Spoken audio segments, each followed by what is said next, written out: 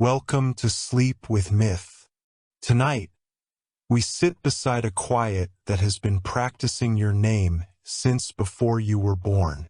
We will not chase meaning. We will make a chair for it and let it sit. There is a place beneath thought where breath rests its hands. Not darkness room, not emptiness. Space that knows how to wait.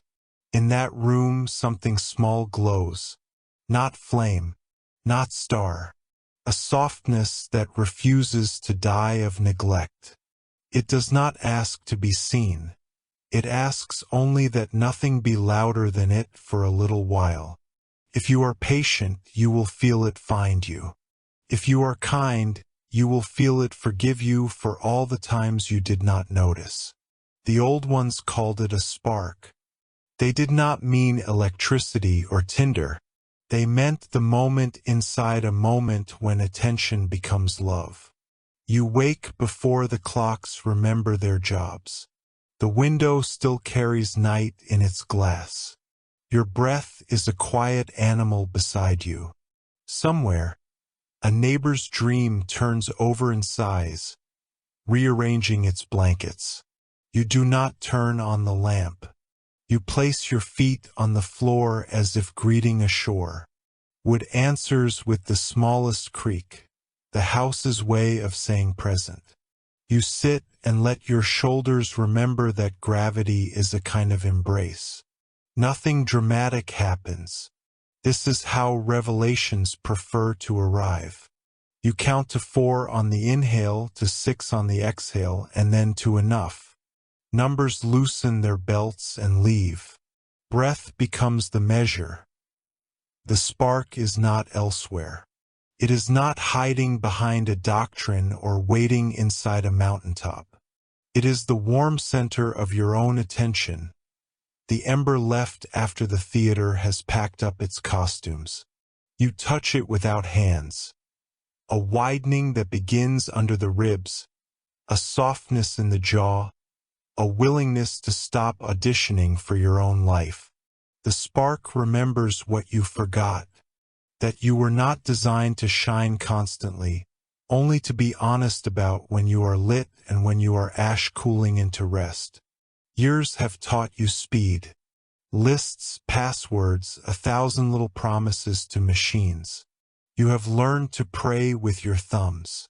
You have learned to confuse urgency with purpose.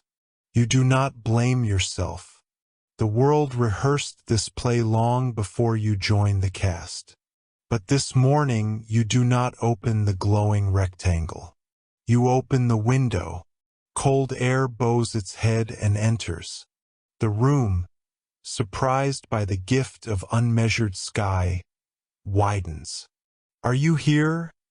You ask not aloud. The spark does not answer with sound. It answers by being so undeniably present that the question you ask turns into the echo of a door closing gently. In that soft click, you remember a field from your childhood, the one that smelled of clover and old books. You remember the exact weight of a summer dusk, how it sat on your shoulders like a friend who knew not to speak.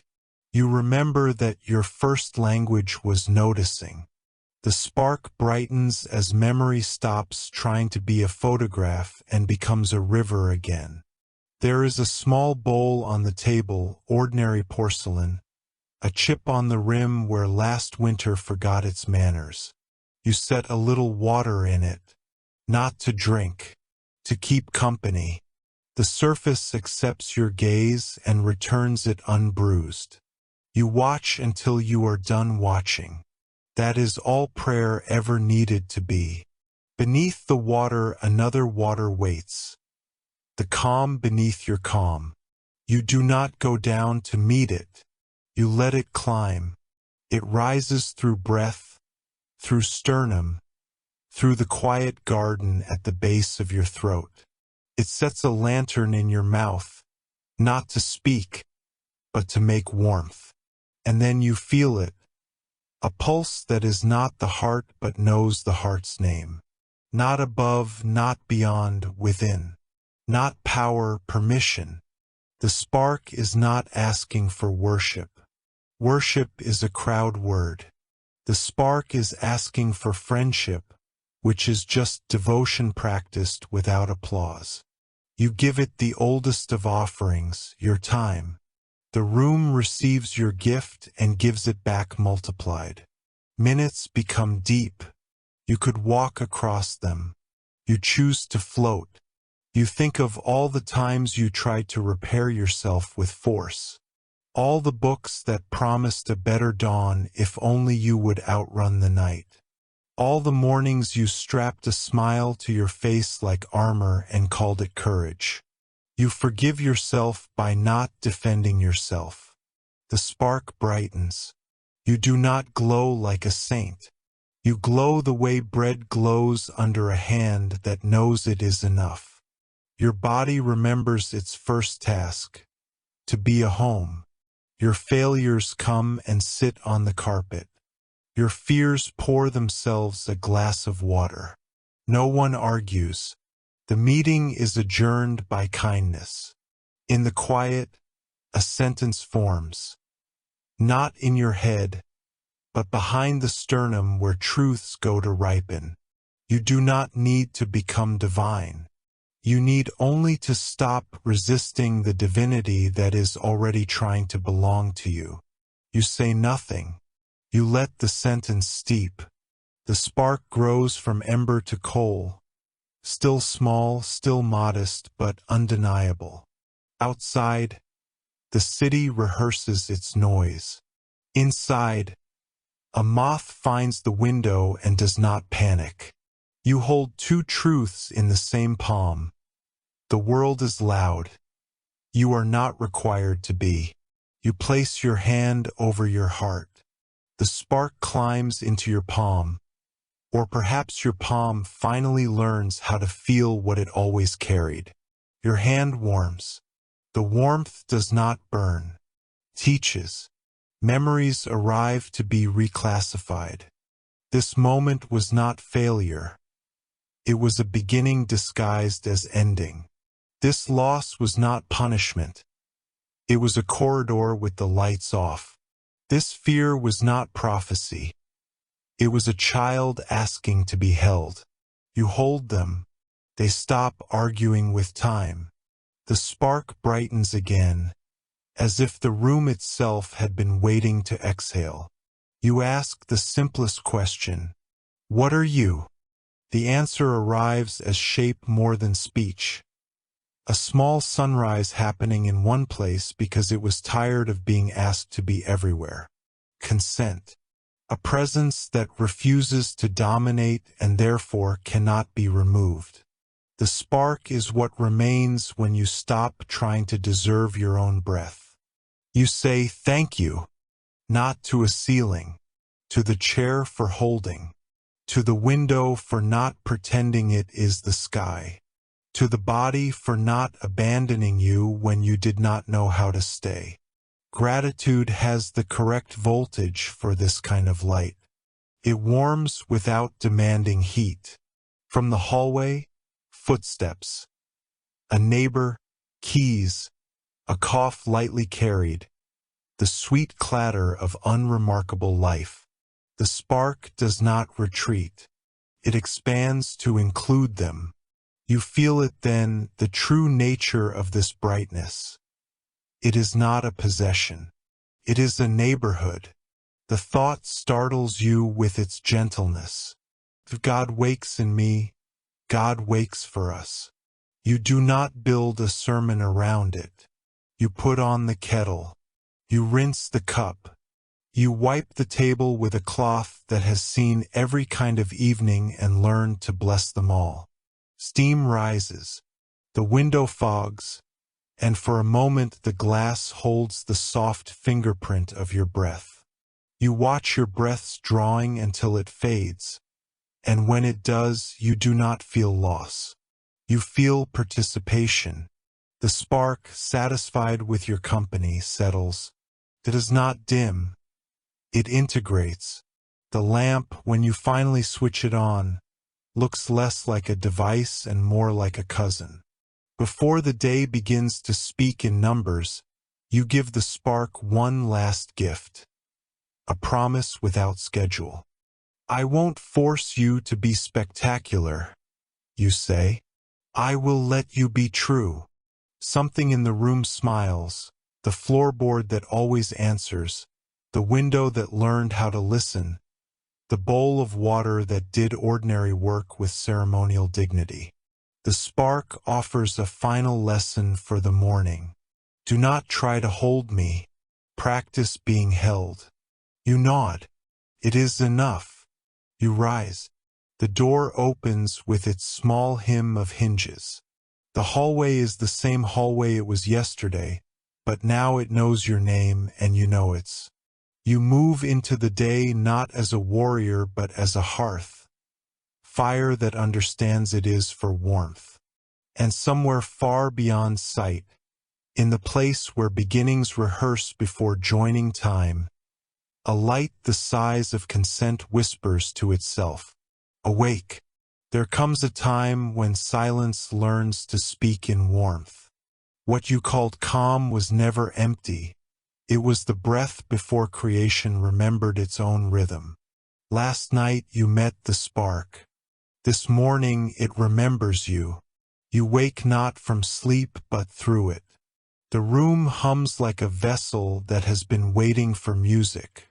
The kettle sighs, the window opens by habit, and light, honest, untrained light, spills into the corners as if searching for you.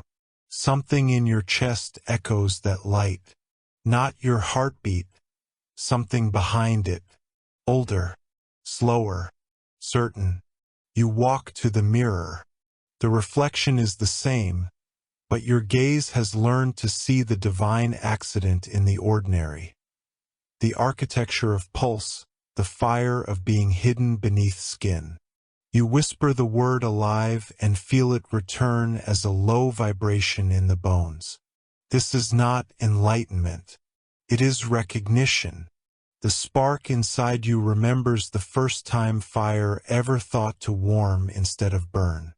It remembers the stone that asked to glow, the night that volunteered to be dawn's apprentice. You realize that this warmth has been inherited, a lineage of every heartbeat that refused extinction. You sit. You breathe. The air around you has changed texture, thicker, like honey made of sunlight. Thoughts try to enter, but they dissolve at the door. For once, mind bows to awareness and chooses to serve. In that stillness, you feel the body's oldest prayer. Let me stay. And the spark answers with its only command. Then be fully here. You close your eyes and enter the hum. It grows until it fills you, until there is no inside, no outside, only a continuous shimmer of belonging. The warmth spreads through ribs, into hands, into breath. You could weep, but you do not. Tears are for separation. This is reunion. Somewhere deep within, memory unfolds like ancient paper, burnt at the edges but still legible. You remember fire before language, light learning courage, flame discovering patience. The divine was never distant. It was always a question waiting to be asked kindly enough. The spark begins to move. It wants to teach you shape. You stand and let your shadow learn to dance. Limbs stretch in slow arcs, tracing invisible constellations. You are not performing. You are remembering choreography written into atoms. When your hands meet before your heart, the air brightens. For a moment, you are both the worshipper and the worshipped, the offering and the altar. The fire inside no longer hides behind metaphor. It claims its lineage. You whisper, I am not separate. The air trembles. The words catch light. The spark expands until your breath becomes its hymn. Later, when you walk outside, the sun feels different. It is not above you, it is within, reflected outward. Each person you pass is another flame, flickering behind tired eyes. The city becomes a field of lanterns too busy to notice themselves shining. You smile, and the spark recognizes its kin in strangers. You do not speak. You do not need to. Silence, warmed by awareness, is fluent in all tongues. That night you sit again before the window. The world hums. Your pulse is steady, your breath unhurried. You sense the spark resting, not gone, only digesting what it has remembered. And then, just before sleep, a whisper that is not yours. The divine does not live in heaven. Heaven is what happens when you remember the divine. You let the thought drift. The room breathes once more. And somewhere beyond sound, the memory of fire curls up in your heart and dreams of morning. Morning arrives without introduction. It does not rush in. It unfolds slow as trust, soft as understanding. You wake with the kind of silence that has already seen the day and decided to love it anyway. The spark inside your chest hums low, a note so pure it seems to belong to the air itself. You breathe in, and the air tastes of sunlight, not its heat, but its memory. Something begins to speak, not in words, but in tones. Each heartbeat releases a vibration that your thoughts translate only after it has already been felt. The spark has found its voice. At first it whispers through warmth, a language your body already understands. It says, "You are not missing anything." Then it moves through stillness. You are not late to your own becoming.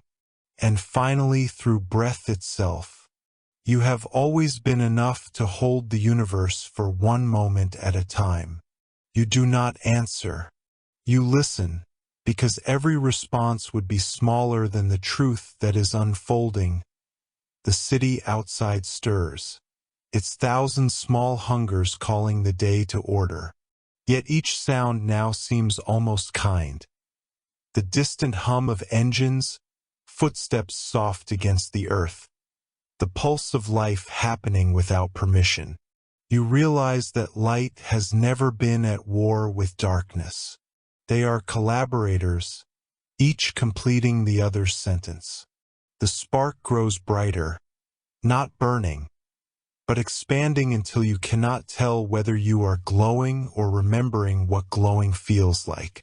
You sit at your desk. The notebook lies open to a page you never meant to write. Your hand moves before thought catches up. The pen writes sentences that feel like someone else's voice wearing your rhythm. The divine does not come to teach, comes to recall.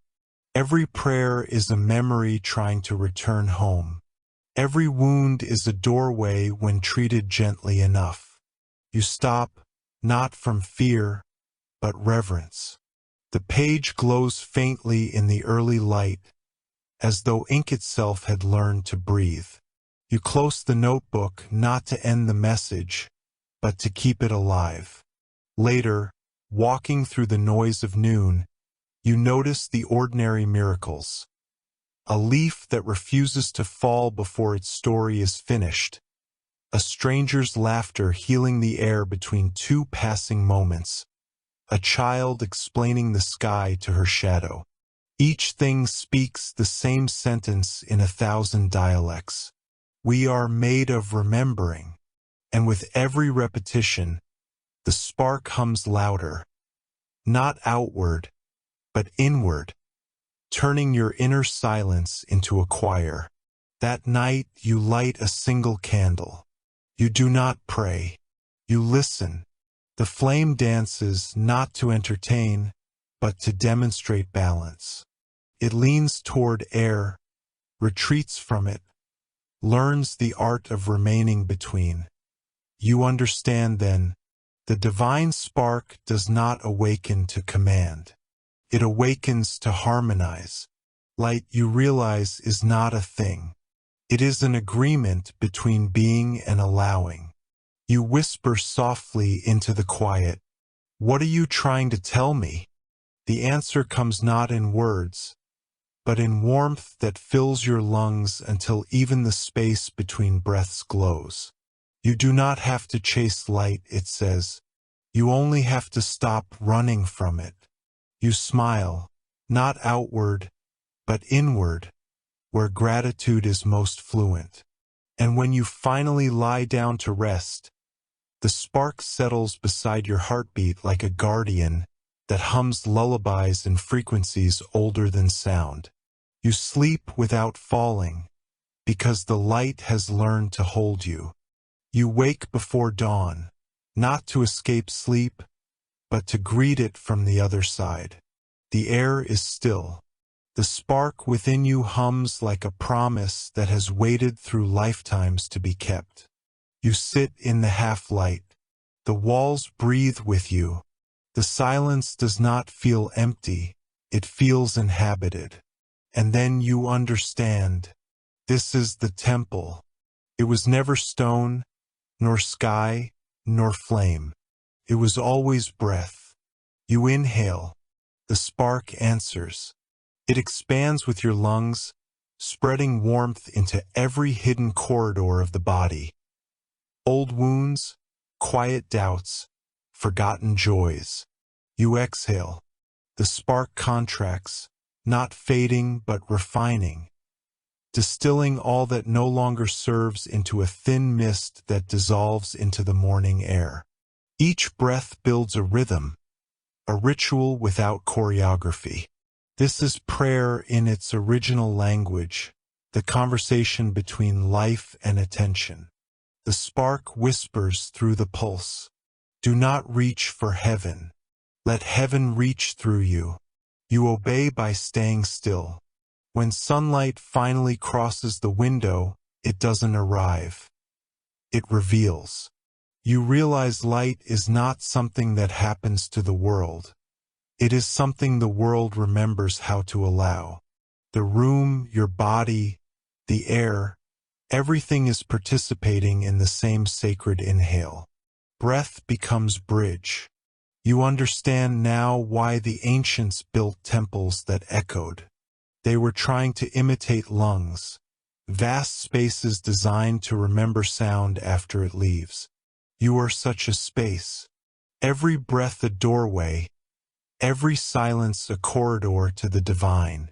The spark begins to move differently today. Not upward, but outward. It searches the space around you, testing its wings. For a moment you think the room is brightening, but then you realize it is you. Your shadow softens. Your heartbeat sounds like a distant drum calling tribes of forgotten peace back home. You feel it. The divine is not visiting.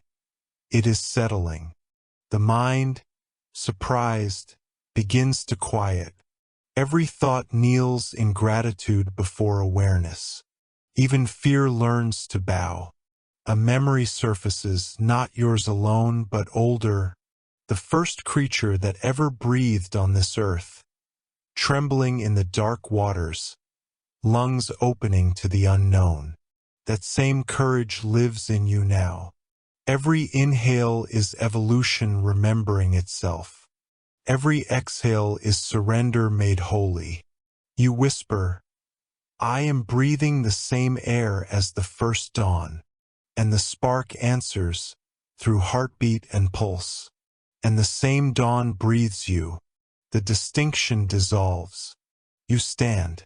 The room feels alive. The air denser, humming softly like the inside of a cello. Every motion is sacred now. The turning of your head, the opening of your hands, the blink that allows sight to rest. You walk slowly toward the window. The city outside is waking, each building, each person. an altar unaware of itself. You wonder how many hearts are still asleep to the fire inside them. And then gently the spark within whispers, "Do not judge them. Sing them awake." You exhale through the window pane. The glass fogs. In that brief blur, the world softens enough to listen. As the day unfolds, you notice the pulse of breath everywhere. The sway of trees, the rhythm of traffic, the waves of conversation rising and falling in cafes. Everything is breathing. Everything is participating. The divine spark in you does not isolate. It invites.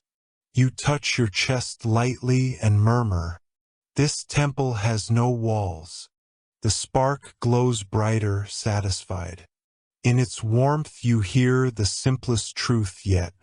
Creation was never finished. It continues each time you inhale with wonder. You close your eyes. The breath enters once more. A soft hymn, ancient and new. You exhale peace. And somewhere, 1,000 other hearts answer without knowing why. Even fire must sleep. It is not defeat that brings it to stillness, but wisdom, the knowing that burning forever would make the world forget night. You wake later than usual. The sun has already begun its patient climb, and for once, you feel no need to chase it. The spark inside you hums, but softly now, not as command, but as companionship. The morning feels lighter. Every object in the room seems relieved that you've stopped demanding meaning from it. The cup is a cup. The chair is just a chair. Simplicity has finally been allowed to be holy. You breathe, and the spark breathes with you, calm, woven into the ordinary rhythm of being. You step outside. The world greets you not with revelation, but with recognition. A breeze moves through your hair like the hand of someone who has been missing you quietly.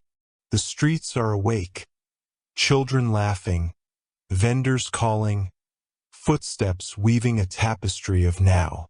You stand in the middle of it and feel the subtle hum that connects everything. Light, sound, motion, pulse. It is not overwhelming anymore. You have stopped trying to own the current. You let it carry you, and the spark smiles through your heartbeat. It whispers, "Even the divine must rest in what it creates." You understand creation was never about control. It was always a kind of surrender, a way for infinity to experience itself through pauses. At midday, you find a park, a quiet patch of green suspended between buildings. You sit beneath a tree that hums in sunlight. Its branches creak, old yet delighted. You close your eyes and listen. Wind moves through leaves like the slow turning of scripture. Beneath that sound, your pulse answers. The spark warms your chest. No blaze, just steady glow. And you realize it is learning from you now. It studies your patience, your rest, your stillness. It learns that divinity can also nap.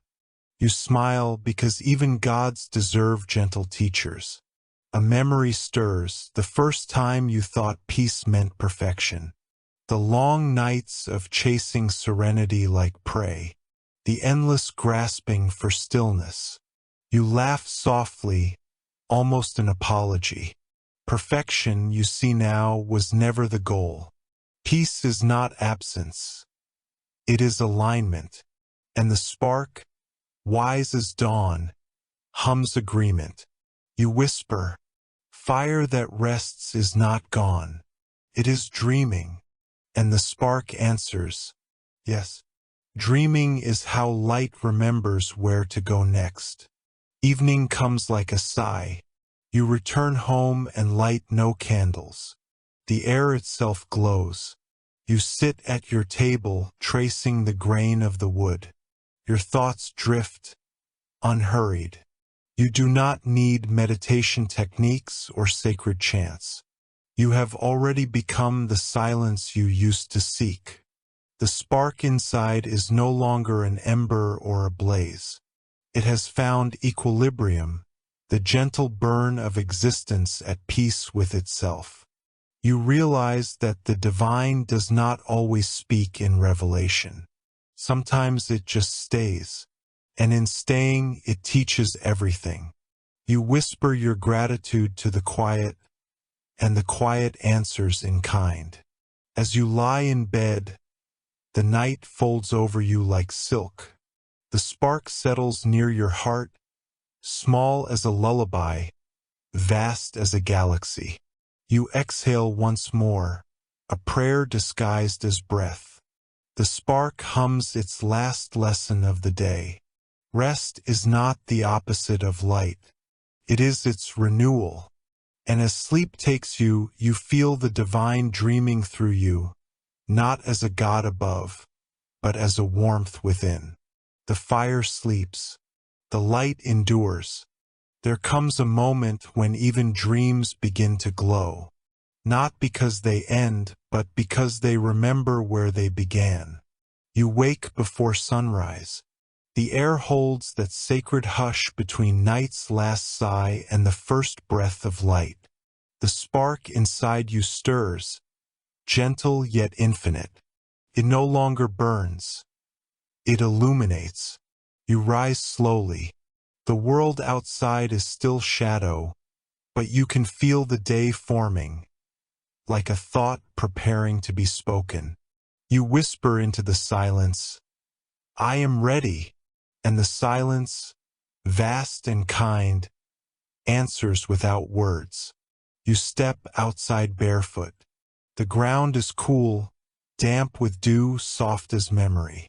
Above you, the sky is neither dark nor bright, a space in between, where everything belongs. You feel the spark pulse once, and then twice, as if matching the heartbeat of the horizon. For the first time, you do not look for the light. You remember it. The dawn rises not before you, but through you. Its gold unfurls from within, flowing outward like a river of warmth that meets the morning halfway. You are not a watcher of sunrise. You are its continuation. The world responds. Birds call not to announce the sun, but to celebrate its echo in you. Wind drifts through the trees as if bowing. The spark hums softly, a lullaby for awakening gods. You understand now what it meant all along. The divine spark was never a gift given to you. It was you, the remembering, the breath, the fire beneath awareness. Every lifetime it sleeps, waiting for the body that will finally stay awake long enough to recognize it. This time it found you ready. You walk toward the rising light, though it feels more like returning than moving. Memories that aren't entirely yours drift by, stars forming, oceans exhaling, seeds learning to open. You sense the presence of countless others walking beside you, unseen but familiar, all of them sparks of the same flame. The universe itself feels close now, like something breathing next to your ear. You hear it murmur, "I never left. I only learned to see through your eyes." And for a heartbeat, there is no separation. Not between God and soul, not between dawn and fire, not between silence and sound. Everything breathes as one. When the sun finally crests the horizon, you do not bow. You smile. For the first time, you understand you are both the rising and the risen. The divine spark no longer hums within you. It sings as you. Your thoughts are prayers now, your movements hymns. The fire has learned not only to rest, but to live. You whisper to the wind. Light was never something to find. It was something to remember. And as the day unfolds, the world glows softer. Not brighter, but more aware. Every reflection holds your warmth. Every shadow carries your calm. As the evening returns, you do not fear its fall. You know now that darkness is only the spark turning inward again, the flame folding itself into stillness, ready to dream once more. You close your eyes.